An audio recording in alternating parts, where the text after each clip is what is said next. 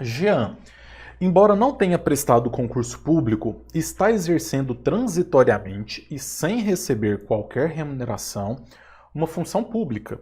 Em razão do exercício dessa função pública, Jean aceita a promessa de José, particular, de lhe pagar R$ 500 em troca de um auxílio relacionado ao exercício dessa função.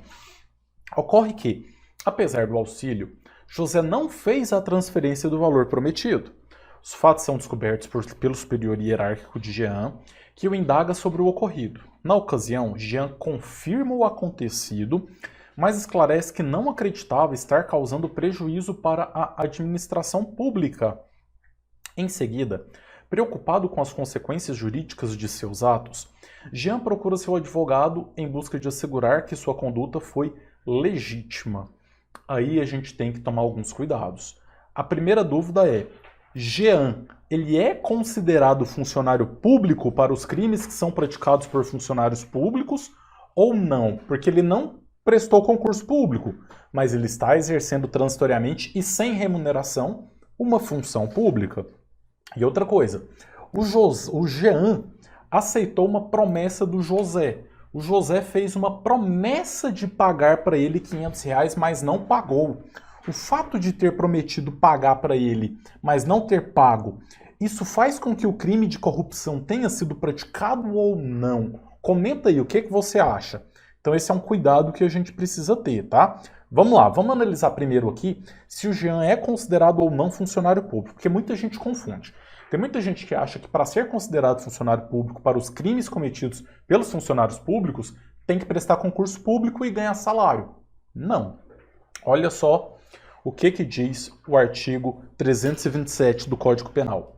Considera-se funcionário público para os efeitos penais quem, embora transitoriamente ou sem remuneração, exerce cargo, emprego ou função pública. Então, pouco importa se é concursado ou não, pode ser temporário, não tem problema nenhum, e se tem remuneração ou se é voluntário.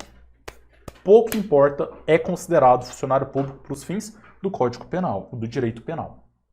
E aqui está o pulo do gato em relação ao crime de corrupção passiva, né? Artigo 317. Solicitar ou receber para si ou para outrem, direto ou indiretamente, ainda que fora da função ou antes de assumi-la, mas em razão dela vantagem indevida, ou aceitar promessa de tal vantagem. Aqui no caso, Jean ele não solicitou, mas ele aceitou a promessa dessa vantagem, tá? E aí é onde a gente às vezes confunde também o que é corrupção ativa e corrupção passiva, né?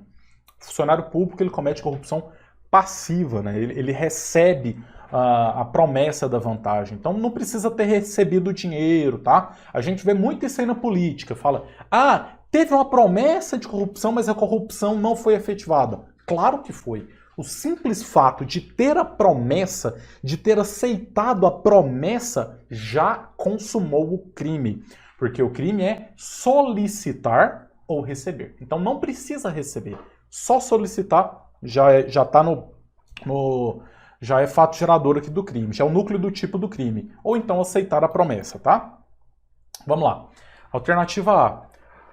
Configura crime de corrupção passiva na sua modalidade tentada por se tratar de crime material, depende da vantagem obtida. Não tem modalidade tentada aqui. Não é modalidade tentada. Ok. É crime formal, tá bom? Então foi na modalidade consumada. Mais uma vez, o simples fato de aceitar a promessa, mesmo sem receber o dinheiro, já é considerado corrupção passiva. B. Não configura crime em razão de não receber remuneração pela prestação da função pública.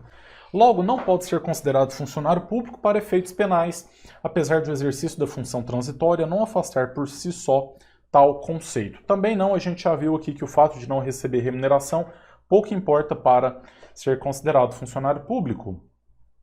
C. Configura o crime de corrupção passiva, apesar da função ser apenas transitória, considera-se funcionário público para efeitos penais, tendo o delito consumado. Perfeito, é exatamente isso que a gente explicou aqui. Ele sim é considerado funcionário público, configurou o crime de corrupção passiva.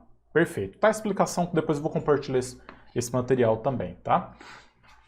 D. configura crime de corrupção ativa. Não, aqui o funcionário público ele cometeu crime de corrupção passiva e não é modalidade tentada. Mais uma vez, o simples fato aqui dele aceitar receber, ele já cometeu o crime. A diferença é porque a corrupção ativa é para quem oferece, para quem promete. Então, às vezes, é algo que a gente também confunde, né? O funcionário público, ele recebe, ele aceita receber, corrupção passiva. O terceiro, aquele que vai pagar, ele ofereceu, ele prometeu, ele praticou a corrupção ativa. A questão de direito civil diz o seguinte: Jorge foi atropelado por Vitor em 2 de fevereiro de 2016. Em razão desse evento, Jorge sofreu danos morais, materiais e estéticos, os quais surgiram e foram percebidos por ele imediatamente após o acidente. Tempos depois, em 31 de janeiro de 2021, Jorge procurou você como advogado e disse que pretendia ajuizar uma ação de reparação contra Vitor. Sobre a hipótese apresentada, você deverá informar para Jorge que, alternativa A, o prazo prescricional da pretensão de reparação civil extracontratual é de 10 anos. B. A pretensão está prescrita, tendo em vista o prazo de 3 anos ao qual se vincula a pretensão de reparação civil extracontratual. C. A pretensão está prestes a ser fulminada pela prescrição, uma vez que a pretensão de reparação civil extracontratual prescreve em 5 anos. D. Houve prescrição apenas da pretensão de demandar a seguradora da qual Vitor é segurado, mas que permanece viável a pretensão de reparação civil extracontratual por seu prazo de 10 anos. E aí, qual que é a alternativa correta? Já responde aí nos comentários qual que é a alternativa que você acha que é correta. Essa não é uma questão extremamente complexa, ela é uma questão bem simples na realidade, que basicamente para conseguir responder você precisaria estudar um pouquinho sobre a prescrição lá no Código Civil, né? A gente sabe que tem prescrição de 1 ano, tem prescrição de 3 anos, tem prescrição de 5 anos e tem prescrição de 10 anos. Então vai depender do caso concreto. Esse caso aqui, o enunciado deixou claro que ocorreu um atropelamento em 2016. E agora, em 2021, o Jorge está querendo ingressar judicialmente. Então, olha só, de fevereiro de 2016 até janeiro de 2021 tem quantos anos? Fevereiro de 2016, 2017, 18, 19, 20. Aí não chegou ainda em fevereiro de 2021, então 4 anos, né? Não chegou a completar 5 anos. Perfeito. Que tipo de reparação que se pretende aqui? É uma reparação civil. Reparação civil comum, né? Não tem nada demais. As alternativas vieram falando em reparação civil extracontratual. Todas as alternativas falaram em reparação civil extracontratual. Então, assim, como todas as alternativas estão falando em reparação civil extracontratual, mesmo que na hora da prova você não soubesse o que isso significa, você não precisa se preocupar, porque todas as alternativas elas são iguais nesse sentido, né? Extracontratual é aquilo que não está dentro de um contrato, tá? Então, uma reparação por algum fato que ocorreu que não está relacionado a um contrato existente entre duas partes. Perfeito. Então, que é uma reparação por uma indenização por uma reparação civil? Isso é fato. E aí, qual que vai ser o prazo? O prazo é de 3 anos, por isso que a alternativa correta vai ser a alternativa B, de bola, tá? Artigo 206. Muito importante dar uma estudada aqui no artigo 206, tá, do Código Civil. Aqui eu coloquei só o parágrafo 3º, que é o que fala dos 3 anos, mas estude ele por completo. O artigo 206 do Código Civil. Olha só, prescreve em 3 anos, aí tem aquelas possibilidades que prescrevem em 3 anos. Pretensão relativa a aluguéis, prestação vencidas de rendas temporárias, prestação para ver juros, pretensão de ressarcimento de enriquecimento sem causa. Olha o inciso 5º, a pretensão de reparação civil. Então, a pretensão de reparação civil prescreve em 3 anos. Por isso, a alternativa correta é a alternativa B, de bola, perfeito? Paulo é possuidor com animus domini há 35 anos de apartamento situado no município X. o referido imóvel foi adquirido da construtora do edifício mediante escritura pública, a qual não foi levada a registro, tendo havido pagamento integral do preço. Em processo movido por credor da construtora do edifício, a qual é proprietária do bem perante o registro de imóveis, foi deferida a penhora do apartamento em fase de cumprimento de sentença, a qual foi averbada junto à matrícula do imóvel 6 meses após a publicação da decisão que determinou tal penhora no órgão oficial de publicações. Na hipótese, assinale a opção que indica a medida processual cabível para a defesa dos interesses de Paulo. Alternativas: A. Propositora de ação de oposição, buscando se opor ao credor da construtora e à medida por ele requerida. B. Ajuizamento de embargos de terceiro, buscando atacar medida constritiva em face do imóvel adquirido. C. Formular pedido de habilitação nos autos do processo movido pelo credor da construtora para a defesa dos seus interesses. D. Interposição de agravo de instrumento em face da decisão que determinou a penhora do bem, buscando reformá-la. Esse é um caso clássico que acontece no dia a dia, que demais, né? Eu já tive vários processos desse jeito lá no escritório. Basicamente, uma pessoa compra um imóvel, tem um contrato de compra e venda, bonitinho, pagou, tem os recibos de pagamento, mas não fez o registro na escritura pública, né? Então, quando você vai puxar a certidão de matrícula do imóvel, esse imóvel ainda consta como sendo do proprietário anterior. E aí o proprietário anterior, ele, por algum motivo, ele é demandado judicialmente em um processo judicial e ele está sendo executado. O juiz faz a consulta nos sistemas dos cartórios e verifica que tem um imóvel que está no nome dele, dessa pessoa. Vai lá e coloca uma constrição nesse imóvel, promove uma penhora desse imóvel. Só que na realidade esse imóvel não é mais daquela pessoa, né? Esse imóvel já é do novo proprietário. Ele comprou esse imóvel, ele pagou por esse imóvel. Ele simplesmente não fez o registro na escritura pública. Então aqui nós temos um bem de um terceiro sendo penhorado em um processo judicial. Olha só, nesse caso específico aqui, Paulo, ele é possuidor com animus domini. O que é isso? É aquele animus de proprietário, um animus definitivo, né? Ele definitivamente é possuidor desse imóvel. Ou seja, ele não está morando ali de favor, não é aluguel, o imóvel é dele. Já tem 35 anos. Beleza. Certo. Então aqui tem outras coisas falando aqui, que teve uma penhora verbada 6 meses após a publicação, papapá, papapá. Nós estamos defendendo o Paulo, não é caso de oposição, né? Oposição é quando existe um processo para discutir a propriedade de determinado bem, e aí vem uma outra pessoa e fala, não, peraí, esse bem não é nem do A e nem do B, é meu. Então, não é o caso de oposição. Formular pedido de habilitação nos autos do processo movido pelo credor da construtora para a defesa dos seus interesses. Essa aqui é uma resposta genérica, né? Você não vai ter que habilitar naquele processo. Você vai ter que protocolar, na verdade, é um novo processo que tem natureza de defesa. Eu vou explicar melhor. Interposição de agravo de instrumento em face da decisão. Não é o caso aqui de protocolo de agravo de instrumento, não é recurso, até porque o Paulo não é parte nesse processo, né? Ele é estranho, é um processo do credor contra a construtora. Paulo é terceiro, teve um bem seu penhorado, ele é terceiro. Olha só, a resposta correta vai ser a alternativa B, ajuizamento de embargos de terceiro buscando atacar a medida constritiva em face do imóvel adquirido. A gente tem que lembrar que os embargos de terceiro são uma ação autônoma, tá? Então não é um meio de defesa dentro do processo de execução. Por mais que seja assim um meio de defesa, mas ele é protocolado mediante petição inicial. É uma petição inicial de embargos de terceiro. Inclusive isso é muito importante entender na segunda fase da OAB, né? Que se cair embargo de terceiro, ele tem estrutura e natureza de petição inicial.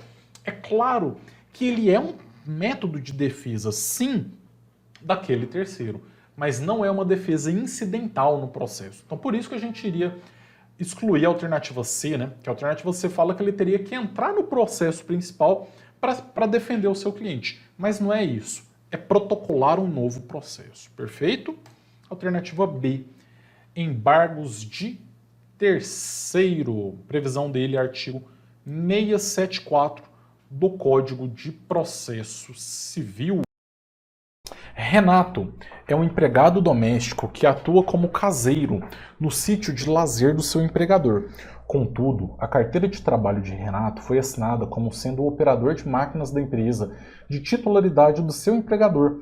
Renato tem receio de que no futuro não possa comprovar experiência na função de empregado doméstico e, por isso, intenciona ajuizar reclamação trabalhista para regularizar a situação.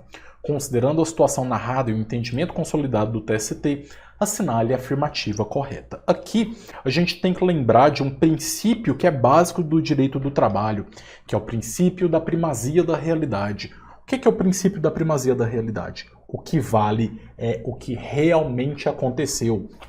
O que está no papel pouco importa, porque o papel aceita tudo. Se eu colocar aqui no papel que Renato é operador de máquinas, o papel vai reclamar? Não vai, o papel vai aceitar. Então, como o papel aceita tudo, o que vale no direito do trabalho é a realidade, é a verdade. Na verdade, na realidade, ele não era operador de máquinas, ele era empregado doméstico. Então, a gente precisa entender isso. Só que o problema é, a carteira dele foi assinada. A assinatura da carteira de trabalho, ela é uma verdade absoluta? O que está ali não tem como você questionar? E aí, eu lembro de uma situação que aconteceu comigo, até estava comentando com a minha esposa. Quando eu estava no comecinho do curso de Direito, eu já tenho uma outra graduação na área de tecnologia, tá? Então, por esse motivo, quando eu estava no segundo período da faculdade, eu e um colega de classe, nós resolvemos já começar a fazer uma pós-graduação. E nós começamos a fazer uma pós-graduação em Direito do Trabalho. E eu tive uma aula na pós-graduação, eu devia estar no terceiro semestre da faculdade, quando eu tive essa aula, que eu tive um professor que ele é fantástico, que é o professor José Gervásio, né? Eu tenho muito a agradecer a dois professores nessa vida. O professor José Gervásio, que é fantástico, e o professor Fabiano Coelho, que ele é incrível. Inclusive, sigam o @trabalho notável, que é do professor Fabiano Coelho. Ele me fez... e esse é algo depois eu tenho até que falar para ele. Mas ele foi uma das pessoas que me fez apaixonar pelo direito. Porque no começo da faculdade, às vezes, a gente está ali meio desgostoso com as coisas, é tudo muito complicado. E as aulas dele realmente me fizeram gostar do direito de verdade, né? E na época era o direito do trabalho. Mas eu lembro que os dois são juízes do trabalho, inclusive. O professor Zé Gervásio, ele uma vez, eu participava muito das aulas, às vezes até enchi o saco. E uma vez na aula ele estava falando sobre presunção e ele perguntou para mim, Almir, quais são os tipos de presunção que a gente tem? E o Almir aqui, sem saber, falou, várias, professor. Temos vários tipos de presunção. Obviamente, passei uma vergonha na frente dos colegas, né? E é algo que a gente nunca esquece quando isso acontece. Mas a resposta é muito simples. Nós temos a presunção absoluta e a presunção relativa. E aí o que eu te pergunto é, o que está, aquela anotação na carteira de trabalho, ela tem presunção absoluta ou presunção relativa de veracidade? A presunção é relativa. Como eu disse, o papel aceita qualquer coisa. Então não tem como você falar que a presunção é absoluta. O que é uma presunção absoluta? É quando você não pode provar em contrário. Agora, quando a presunção é relativa, que é esse caso aqui, você pode provar algo em contrário. Então, o Renato, ele pode falar e provar que ele era empregado doméstico e não operador de máquinas, porque a presunção é relativa. Ok? Maravilha, a gente tem súmula. Súmula 12 do TST. As anotações apostas pelo empregador na carteira profissional do empregado não geram presunção iuris et de jure, que é absoluta, mas apenas iuris tantum. Não precisa lembrar essas nomenclaturas. Lembra que é presunção relativa e presunção absoluta, né? Lá na hora eu deveria ter falado Professor Gervásio, existem a presunção iuris tantum e a iuris et de jure. Mas o besta falou que existem várias. Alternativa A. Caso Renato comprove que é doméstico, o pedido será julgado procedente, mas a alteração será feita com modulação de efeitos, com retificação da data da sentença. Quem diz que vai ser julgado procedente? A gente não sabe se vai ser julgado procedente ou não. Somente o salário poderia ser objeto de demanda judicial para se comprovar que o empregado recebia valor superior ao anotado, sendo que a alteração na função não é prevista e a demanda não terá sucesso. Também não, a gente viu aqui que não é só o salário, a função também pode ser objeto de demanda. C. Caso comprove, se ele comprovar, lembra que eu falei que ele pode alegar e provar? Então, se ele provar que ele é de fato doméstico, Renato conseguirá a retificação da carteira de trabalho, pois que as anotações têm presunção relativa. Então, o ônus da prova é dele, ele vai ter que provar isso. Se ele provar, como a presunção é relativa, vai ser feita a retificação da carteira. D. Renato não terá sucesso na reclamação trabalhista, porque a anotação feita na carteira tem presunção absoluta. Já pensou que absurdo que é isso? O cara colocou lá na carteira que você era operador de máquina e aí colocou você para ser motorista. Não tem como nunca você conseguir essa retificação? Pela lógica, a gente conseguiria responder essa questão, certo? Contas anuais de numerosos exercícios ao Tribunal de Contas do referido Estado. O que são numerosos exercícios? Por favor, me responda aí no chat. O que são numerosos exercícios? A gente lê isso aqui e a gente fala, pô, o município não está fazendo atividade física? São palavrinhas complicadas. Então, comenta aí o que são numerosos exercícios.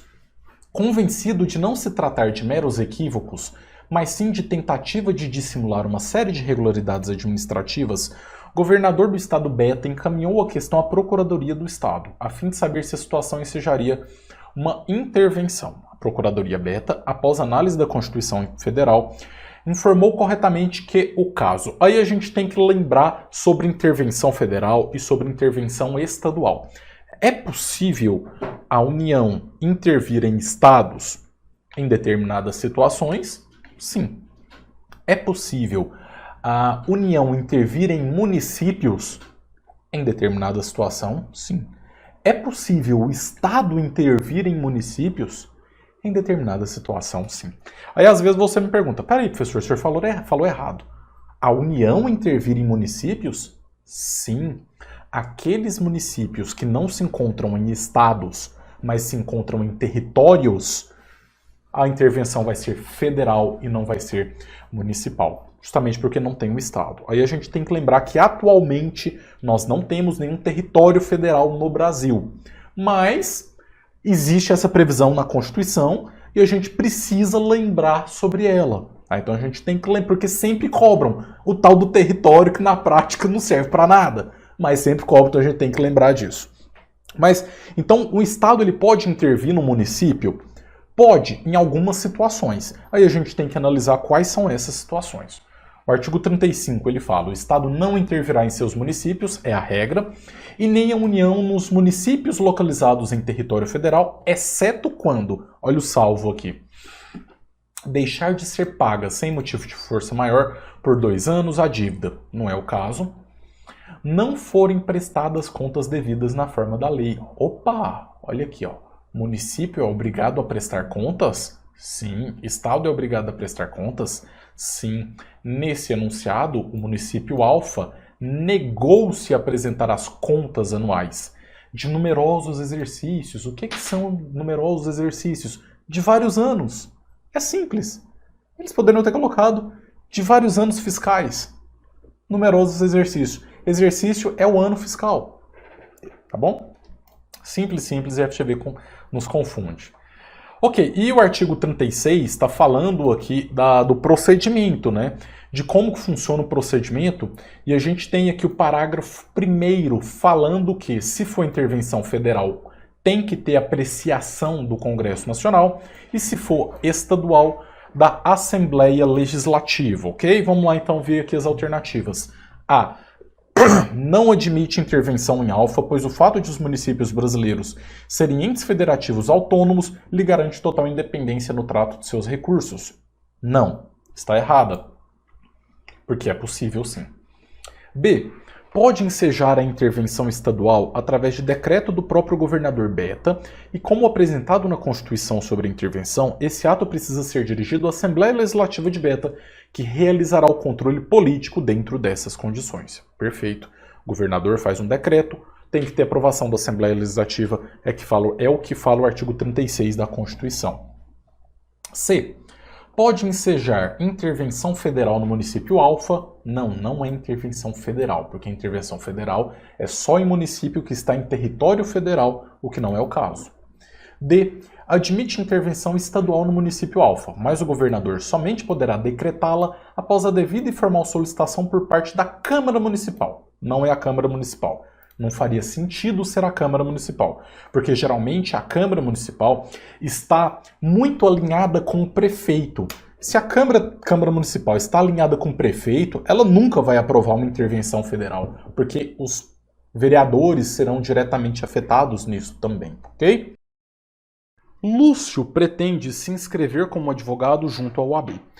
Contudo, ocorre que ele passou por determinada situação conflituosa que foi intensamente divulgada na mídia, tendo sido publicado em certos jornais que Lúcio não teria idoneidade moral para o exercício das atividades de advogado. Considerando que Lúcio preenche indubitavelmente os demais requisitos para a inscrição, de acordo com o Estatuto da Advocacia da OAB, assinale a afirmativa correta. Então aqui, vamos entender o que esse enunciado está falando. O enunciado não trouxe muitas informações, só falou que uma pessoa, o Lúcio, ele quer se inscrever como advogado e foi publicado na mídia que Lúcio não teria idoneidade moral. O que é ter idoneidade moral? É agir dentro das leis, né? Aquela pessoa que age dentro da lei é a pessoa idônea, né? Tem idoneidade moral. A idoneidade moral é um requisito para se inscrever no exame da OAB. Agora, quem decide que a pessoa tem idoneidade moral ou não? É isso que a questão quer saber, tá? E aqui tem um detalhe, ó, que o Lúcio preenche os demais requisitos. E aí vem com as palavrinhas difíceis, né? FGV querendo nos atrapalhar. O que é indubitavelmente? É sem dúvidas. Ou seja, não há dúvidas de que ele preenche os outros requisitos. Quais? Prestou o exame da OAB, foi aprovado, entre os outros requisitos, ok? Então vamos lá. Vamos dar uma lida aqui primeiro no artigo 8º, parágrafo 3º do Estatuto da Advocacia. O caput fala, para inscrição como advogado é necessário, parágrafo 3º, a inidoneidade moral suscitada... Olha o tanto que é difícil a gente entender. Eu falei que é necessário ter idoneidade moral. O parágrafo 3º está falando que a inidoneidade moral, ou seja, que é não ter idoneidade moral, ela pode ser suscitada. O que é ser suscitada? É ser questionada por qualquer pessoa. Ela deve ser declarada mediante uma decisão que obtenha no mínimo 2/3 dos votos de todos os membros do conselho competente, em procedimento que observe os termos do processo disciplinar. Então vamos entender isso aqui. Quem que pode questionar que uma pessoa, um possível advogado ou um advogado, tem idoneidade moral ou não tem idoneidade moral? Tem que ser advogado para poder questionar que outra pessoa não tem idoneidade moral? Não, não precisa ser advogado. Porque aqui o parágrafo 3º está falando que pode ser suscitada, ou seja, questionada, por qualquer pessoa. Então qualquer pessoa pode fazer esse questionamento. Isso é algo que a gente precisa entender para poder responder essa questão, perfeito? Outra coisa que a gente precisa saber, qual é o quórum de votação? Ou seja, o conselho da OAB que vai julgar isso, conselho que seja o federal ou o seccional, aqui nesse ponto não importa, a votação tem que ser por 2/3 dos votos. Então são essas duas informações que a gente precisa saber para poder responder essa questão. Vamos lá. Alternativa A, ela está falando: a inidoneidade moral apenas poderá ser suscitada junto ao AB por advogado inscrito e deve ser declarada por meio de decisão da diretoria do conselho competente por maioria absoluta em procedimento que observe os termos do processo disciplinar. Então vamos lá. Por que essa questão ela está incorreta? Em que vocês acham? Por que essa questão está errada, incorreta? Em primeiro lugar, todas as vezes que a gente vê a palavrinha apenas, a gente precisa tomar cuidado. Porque a gente sabe que dificilmente no direito alguma coisa é somente, é apenas, né? Quase tudo tem exceção. Mas vamos lá. Tem que ser advogado para questionar a inidoneidade? A gente já viu que não, qualquer pessoa. Maioria absoluta é a mesma coisa que 2/3? Não é. Maioria absoluta é 50% mais 1. 2/3 é mais do que 50% mais 1, ok?